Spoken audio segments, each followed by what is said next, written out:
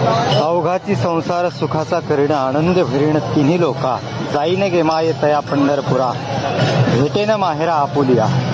खरं तर जेवढं आपल्या एखाद्या स्त्रीला आपलं माहेर आवडतं तेवढंच वारकऱ्यांना हे पंढरपूर आवडत असतं आणि आपल्या माहेराला जाण्यासाठी ही सर्व भाविक भक्त या ठिकाणी निघालेली आहेत.